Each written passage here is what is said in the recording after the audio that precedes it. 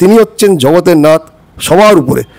তাই তিনি যদি ব্রহ্মা রূপে সবাইকে দেখেন, নিরাকার রূপে, অ্যাবসোলিউট রূপে, ইনফাইনাইট রূপে, সুপ্রিম রূপে, যা আদি নেই অন্ত নেই, তেমনি তিনি আবার সাকার রূপে সেই বিগ্রহকে আমাদের সামনে প্রেস করেছেন। যেই বিগ্রহকে দেখে আমরা ভক্তিপূর্বক ওনাকে নমন করি, ওনার আশীর্বাদ নেওয়ার জন্য আমরা উৎসাহিত হয়ে, লালায়িত হয়ে ওনার কাছে পৌঁছে যাই, অথবা ওনার ছবিতে দূর থেকে প্রণাম করি। নমস্কার বন্ধুরা, সঙ্গে তন্ময় অনুষ্ঠানে আজকে আমাদের সামনে যিনি আছেন তিনি লেখক শুভজিৎ ঘোষ। সঙ্গে তন্ময় অনুষ্ঠানে আপনাকে স্বাগত। লেখক শুভজিৎ ঘোষ অনেকগুলো বই লিখেছেন। প্রথমে জানতে চাইব উনি কি কি বই লিখেছেন সেটা সম্পর্কে যদি আমাদের একটু বলেন। আমি আজ থেকে দীর্ঘ 20 বছর আগে প্রথম যখন ঠাকুর শ্রী রামকৃষ্ণর আমি ভক্ত হওয়ার পরে নিজেকে সমর্পণ করি ওনার চরণে, তখন প্রথম বই লিখি কল্পতরু ঠাকুর শ্রী রামকৃষ্ণ। ওইটা লেখার পরে আমার সারদা মাকে নিয়ে ইচ্ছে হলো কিছু একটা ভালো লেখা, কিন্তু সারদা মাও তো কল্পতরু, তো আমি সেই বইটাও লিখলাম কল্পতরু মা সারদা দেবী, যেটা অনেকেই আমাদের সাধুরা, ভক্তরা এই উক্তিটাকে অনেক পছন্দ করেছিল। তারপরে আমার মনে হলো যে ঠাকুরের পরম ভক্ত, তার আপনজন হৃদয়রাম মুখোপাধ্যায়, অনেক জায়গায় আমরা অল্প অল্প করে শুনি ওনার সম্বন্ধে, কিন্তু কোনো জায়গায় আমরা এক জায়গায় একটা বই পাইনি। তখন আমি লিখলাম হৃদয়ের ঠাকুর শ্রী রামকৃষ্ণ, যাতে হৃদয়কে নিয়ে শ্রী রামকৃষ্ণদেবের যা ওনার অনুভূতি ছিল, ভাব ভালোবাসা ছিল, ঝগড়াও ছিল, সেটাকে এক জায়গায় আমি উপস্থিত করলাম। তারপরে একটা বই আমার শ্রী রামকৃষ্ণের উপরে লিখলাম ওনার অসংখ্য ভক্তদের জন্য, যেখানে উনি আশীর্বাদ, ভালোবাসা, প্রেম, ভক্তি দিয়ে দেখালেন কী করে ঈশ্বরের কাছে পাওয়া যায়, যাওয়া যায়। আর তারপরে যেটা অনুভূতি হলো আমার 6 বছর, দীর্ঘ 6 বছর উড়িষ্যায় থাকার সময়, ভুবনেশ্বর থাকার সময়, যে জগতের নাথ জগন্নাথকে নিয়ে কিছু লিখি, কারণ ওনার একটা রহস্যময় একটা ওনার আবির্ভাব, সেটা আমায় খুব মন ছুঁয়েছিল। আর অনেক ঘটনা আছে, যার জন্যে ওই বইটি লিখে আমি প্রকাশ করলাম। শ্রী রামকৃষ্ণের ভক্ত হওয়ার পর আপনি আস্তে আস্তে ওনাকে নিয়ে বই রচনা করেন। শ্রী রামকৃষ্ণের যে নানান মহিমা, সে তো আমাদের কাছে প্রকাশিত নানানভাবে। যেমন তিনি বলছেন, এক জায়গায় মানুষ বলছেন ওয়াটার, এক জায়গায় বলছে পানি, এক জায়গায় বলছে জল, বিষয়টা একই। এই যে একটা সর্বধর্মের সমন্বয়, একটা সম্প্রীতির কথা উনি বলছেন, সেটা তো আপনাকে আকৃষ্ট করেইছে। শ্রী রামকৃষ্ণের আর কী কী দিক আপনাকে আকৃষ্ট করেছে? ঠাকুর শ্রী রামকৃষ্ণ একটা অদ্ভুত প্রেমময় ঠাকুর, যিনি প্রেম, ভালোবাসা, ভক্তি দিয়ে মানুষকে ভালোবাসতে শিখিয়েছেন, ঈশ্বরের দিকে অগ্রসর হতে শিখিয়েছেন। ওনার সবথেকে বড় যেটা আমার মনে গেঁথে গেছিল, যে তিনি খুব সাধারণভাবে বললেন যে গৃহী সেও একজন সন্ন্যাসী, কিন্তু এক হাতে ঈশ্বরকে ধর, এক হাতে তুই তোর গৃহী জীবন পালন কর, তাতেও ঈশ্বর পাওয়া যাবে। গৃহী সন্ন্যাসীদের কর্ম কিন্তু অনেক কঠিন, তাদের দুদিকেই দেখতে হয়। আর উনি যেটা বলেছিলেন, নরেনকে বলেছিলেন, আমি পড়েছি, কথামৃততে পড়েছি, যে যখন নরেন বিশ্বাস করতে পারছে না যে মানুষের মধ্যে ভগবান আসতে পারেন, ঈশ্বর আসতে পারেন, উনি বললেন যে দেখ, ঈশ্বর ব্রহ্মা, নিরাকার, সাকার, আদ্যাশক্তি। যে ব্রহ্মা সেই আদ্যাশক্তি, যে ব্রহ্মা সেই শক্তি। যখন সে নিষ্ক্রিয়, যখন সে পুরুষ, তখন সে ব্রহ্মা। যখন সে সৃষ্টি, স্থিতি, প্রলয় তার লীলা করেন, তখন তিনি হচ্ছেন শক্তি, আদ্যাশক্তি। সেই আদ্যাশক্তিরই দর্শন পান মা কালী রূপে। এই যে খুব সহজভাবে স্বামীজির মতন একজন বিজ্ঞান পণ্ডিত, একজন ঈশ্বরীয় অংশকে উনি বোঝাতে পেরে মায়ের প্রতি আকৃষ্ট করেছিলেন, সেরকম উনি কোটি কোটি মানুষকে আকৃষ্ট করেছেন, যে ঈশ্বরকে তুমি যদি মনে করো, ঈশ্বরকে তুমি পাবে।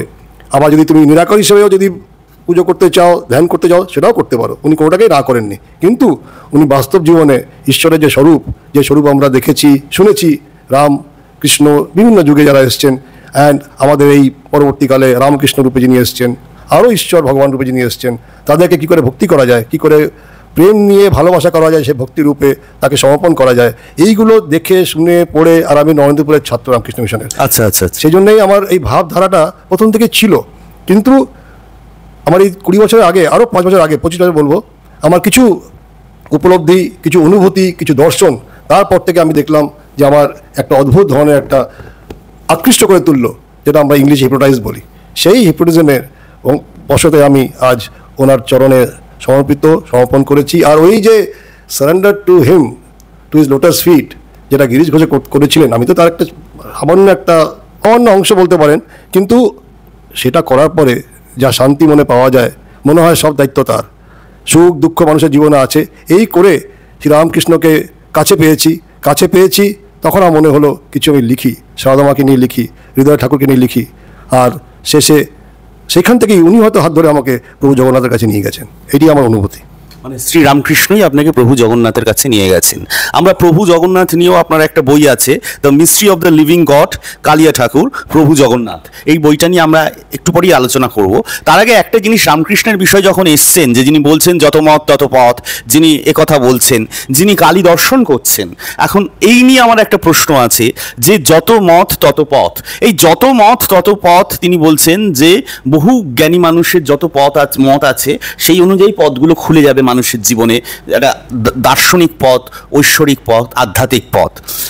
তো আজকের যে যুগে এখন দেখতে পাচ্ছি যে রাজনৈতিক জায়গায় ধর্মটা অনুপ্রবেশ করছে, এবং সেইখানেও একটা এই যত মত তত পথের দিশারি হচ্ছে না, এবং সেখানেও একটা ভেদাভেদ ঘটছে। এই বিষয়টাকে আপনি কিভাবে দেখেন? দেখুন, আপনি ঠিকই বলেছেন। শ্রীরামকৃষ্ণ যেই সময়টা এত সুন্দরভাবে ছোট্ট করে একটা মহৎ কথা বলেছিলেন, উনি নিজে আকৃষ্ট হয়ে বুদ্ধিস্ট ধর্ম, শিখ ধর্ম, ইসলাম ধর্ম সব উনি পালন করে দেখলেন যে সব রাস্তা একই দিকে যায়, সব সাধনা একই ভগবানকে চায়। সে ভগবান যিশু হতে পারে, আল্লাহ হতে পারে, আমাদের কৃষ্ণ হতে পারে, বিষ্ণু হতে পারে, সেই সে অথবা বুদ্ধ হতে পারে, কিন্তু পথ কিন্তু একটাই, মত অনেক। এই মত অনেক, পথ এক, এইটা আজকের যেটা আপনি জিজ্ঞেস করলেন, বললেন, এটা সত্যি কথা যে এই সামান্য কথাটা কেন মানুষ আজকে বুঝতে পারে না, আর তার জন্য এই ভেদাভেদ হয়ে আছে পৃথিবীর চারিদিকে। যুদ্ধ বলুন, অশান্তি বলুন, এই অশান্তি যুদ্ধ কোনো কারণ নেই যদি এই সামান্য কথাটা সবাই আবার বিচার করেছিল এক সময়, কিন্তু সেই বিচারও হারিয়ে গেছে। কিন্তু আমি যেটা বলবো, এই সামান্য ছোট্ট কথাটা এত তার গুরুত্ব, সেটাকে যদি মানুষ আজ আরেকবার বিবেচনা করেন, একটু যদি সংযত হয়ে ভাবেন যে সবার মধ্যে ঈশ্বর আছে, জীবের মধ্যে ঈশ্বর আছে, তাহলে এই দূরই, এই যে ভেদাভেদ, এই যে ধর্ম, এই যে ধর্মের সাথে যে আমাদের বোঝাপড়া নেই, আমার ধর্ম ভালো, তোমার ধর্ম ভালো, এই জিনিসটাকে দিয়ে তাহলে আমরা সত্যি করার পথে এগোতে পারবো না, যদি আমরা ঠাকুরের যত মত তত পথটাকে ভাবি। কিন্তু আজকের দিনে যা পরিস্থিতি, মানুষ কেন এটা বুঝতে পারে না আমি বুঝি না, কিন্তু এটা কিন্তু খুবই কঠিন একটা পরিস্থিতি, এটাকে আমাদের বেরিয়ে আসতে হবে ঠাকুরের মতন আমাদের ভগবানের কথা শুনে। আর একটা কথা বলবো যে এটা করতে পারে না, হয়তো কিছু স্বার্থ আছে, কিছু হয়তো ঈশ্বরকে নিয়ে যে চিন্তা করার সময়, সে সময়টা তারা পাচ্ছেন না, অথবা তারা হয়তো একদিকে এগিয়ে যাচ্ছেন, পথটা হয়তো ওদের যত মতের সাথে তাদের পথটাও হয়তো আলাদা হয়ে যাচ্ছে। যতক্ষণ না সব এক জায়গায় কনভার্জ করবে, ততক্ষণ এই যে আমরা দেখছি চারিদিকে, এটা কিন্তু কমার রাস্তা কম আছে, এটা আমি মনে করি। একটা জায়গায় শ্রীরামকৃষ্ণের বিষয়, সেটা হচ্ছে তিনি কালী দর্শন করেছেন, এবং তিনি কালীকে, সবাই যখন দেখতে পাচ্ছেন, তিনি কালীকে মিষ্টি খাওয়াচ্ছেন, কালীকে বলছে মা তুই না খেলে আমি খাবো না। এই ব্যাপারটা আজকের যুগে যে বিজ্ঞানের যুগ, বিজ্ঞান এগুলোকে বলছেন, বিজ্ঞানের কথা বলছে, আমার কথা না, বিজ্ঞান বলছেন যে এগুলো আর কিছুই না, এগুলো হচ্ছে একটা ঘোরে মানুষ দেখছে, এর মধ্যে সত্যতা কতটা সেটা নিয়ে যথেষ্ট সন্দেহ আছে। তো সত্যি কি উনি দেখতে পাচ্ছেন, না এটা একটা হ্যালিউশন নাকি না ইলিউশন? এটা নিয়ে আপনি কি বলবেন? এটা একটা খুবই কঠিন প্রশ্ন বলবো না, এটা খুবই বাস্তব প্রশ্ন। কারণ এই যে উপলব্ধি, অনুভূতি, যেটা আমি বললাম, আমি কেন শ্রীরামকৃষ্ণ ধারাতে স্কুলে পড়ার পরে, অনেক পরে আমি নিজেকে সমর্পণ করলাম। যেমন শ্রীরামকৃষ্ণ মা কালীকে দর্শন করতেন, কথা বলতেন, ওনাকে নিয়ে হাসি কান্না ঝগড়া সব করতেন, আবদার করতেন। সেখানে আমরা তো সেটা নিজের চোখে তখন দেখিনি, কিন্তু ওনার যে ভাগ্নের হৃদয় ছিল, প্রথম সে দেখতে পায় ঠাকুরের সেই রূপটা পঞ্চবটিতে। সেটা স্বামী শারদানন্দ ওনার বইতে লিখেওছেন যে কী উনি দেখেছিলেন। তারপর আজকের দিনে যেটা আপনি বললেন, বিজ্ঞানে যে কথাগুলো বলা আছে, ওদের যে নন ডুয়ালিজম, অ্যাবসোলিউট ইনফাইনাইট যে ব্রহ্মা, তার মধ্যে সবাই আছে, তার কোনো ভেদাভেদ নেই, তার কোনো ভাগও হয় না। সেটা হচ্ছে সায়েন্সের, বিজ্ঞানের যুক্তি। আবার বিজ্ঞান এটাও দেখে যে কিছু একটা সুপার ন্যাচুরাল পাওয়ার আছে, যেটা কিন্তু চালাচ্ছে পৃথিবীকে, যেটা কিন্তু ওনাদেরকেও অনেক কিছুতে উদ্ধার করছে। আমি ছোট্ট ঘটনা বলবো। আমার এই পঞ্চম বইটি যেদিন আমার প্রকাশ হলো, ইসরো ডাইরেক্টর তপন মিশ্র এসেছিলেন, সেই দিন আমি ওকে বলেছিলাম এই কথাটাই, তুই তো একটা বড় সায়েন্টিস্ট, তুই একটু বল আমাদেরকে যে বিজ্ঞান আর ভগবান ইসরোতে থেকে কি অনুভূতি হয়েছিল। তো ও সবার সামনেই বলেছিল যে আমার ওয়ার্কিং টেবিলে, ও ডাইরেক্টর ইসরো হিসেবে রিটায়ার করে, আমার ওয়ার্কিং টেবিলে অফিসের মধ্যে একদিকে মা দুর্গার চণ্ডীর ছবি, একদিকে স্বামী বিবেকানন্দের ছবি। আমাকে অনেকে জিজ্ঞেস করতো, তো ওইটাই বললো যে আমরা বিজ্ঞানী হয়তো বলি যে ঈশ্বর নেই, কিন্তু আমাদের কোনো না কোনো জায়গায় একটা মনের মধ্যে কোনো একটা বাস করে যে ঈশ্বর আছে। সেই দ্বন্দ্ব ওদের মধ্যেও আছে, কিন্তু তার মধ্যেও ওরা কিন্তু কিছুটা হলেও বিশ্বাস করে, যেটা ওরা করতে বাধ্য হয় ওদের কাজে কর্মে। একটা রকেট লঞ্চ হচ্ছে, তার জন্য হয়তো মনে মনেও পূজা করছে। একটা বড় রিসার্চ করলো, তার জন্য হয়তো ভগবানকেও ডাকছে যেন ঠিক করে এই রিসার্চটা আমার ফলিত হয়। তো এইগুলো কিন্তু ওদের মধ্যে আছে।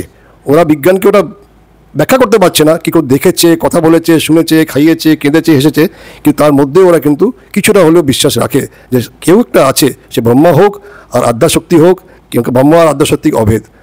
শ্রীরামকৃষ্ণ বলেছে যে ব্রহ্মা সেই আদ্যাশক্তি। যেমন আগুনের থেকে দাহিকা শক্তিকে আলাদা করা যায় না, তেমনি ব্রহ্ম থেকে আদ্যাশক্তিকে আলাদা করা যাবে না, ব্রহ্মা আর শক্তি অভেদ। সেই হিসেবে ওরাও কিন্তু মানে যে ব্রহ্মা নন ডুয়ালিজম, ইনফাইনাইট, অ্যাবসলিউট, নিরাকারের সাথে সাকার মিশে আছে। সেই হিসেবে ওদের মনের মধ্যেও কিন্তু কোনো না কোনো জায়গায় বাস করে ঈশ্বর। তো পুরোপুরি ওরা বিজ্ঞানী হলেও ঈশ্বরকে না মানার যে বিষয়টা ওরা কিন্তু পুরোটা করে না, ফলায় না, ওরা মানে কি বলে না হয়তো।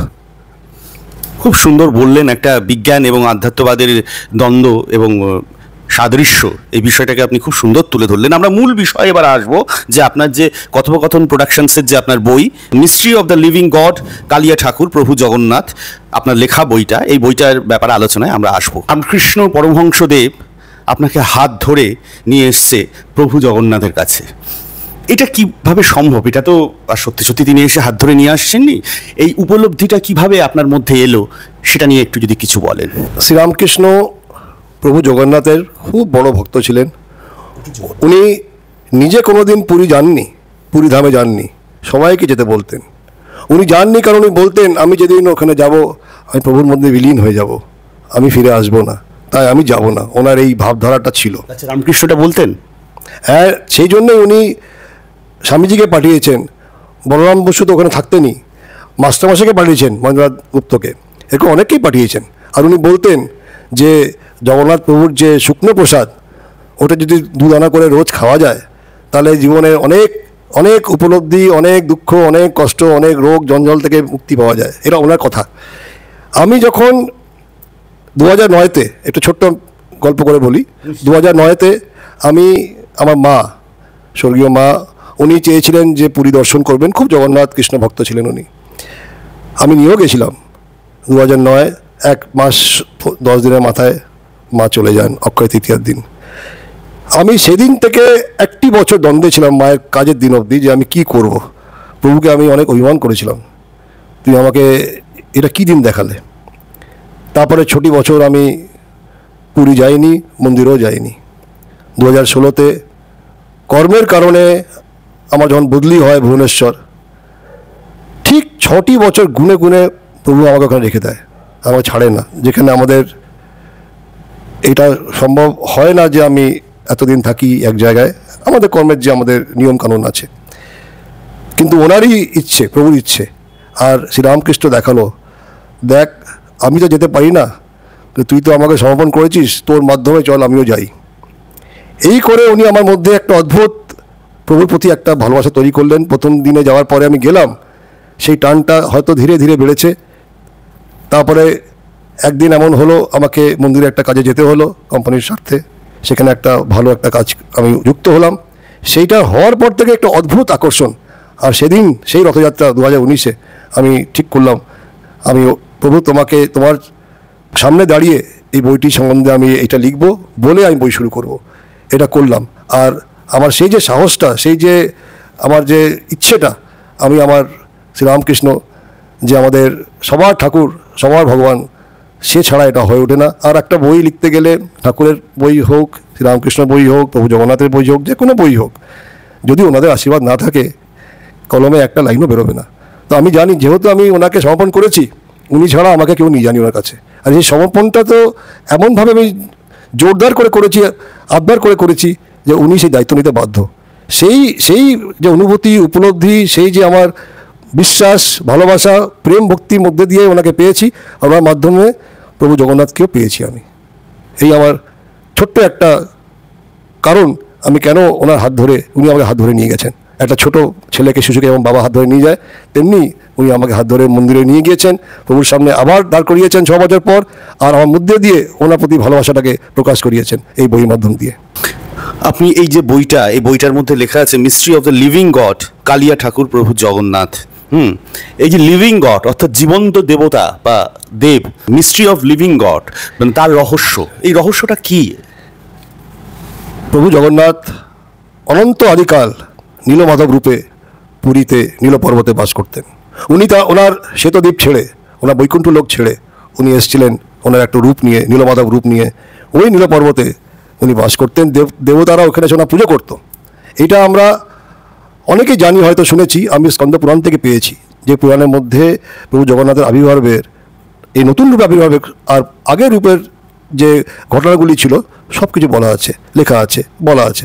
আমি সেটা পড়ে কিছুটা বুঝলাম যে এই ঈশ্বর, যাকে সবাই রহস্যময় কেন বলে, তার কারণ এইটাই, যিনি অজ্ঞাতবাসে নীল পর্বতে নীলমাধব রূপে ছিলেন, কেউ কোনো প্রাণী, সত্যযুগের কথা বলছি, কোনো প্রাণী তখন ওনাকে জানতো না ওখানে আছেন, কোনো মানুষ ওখানে যেত না।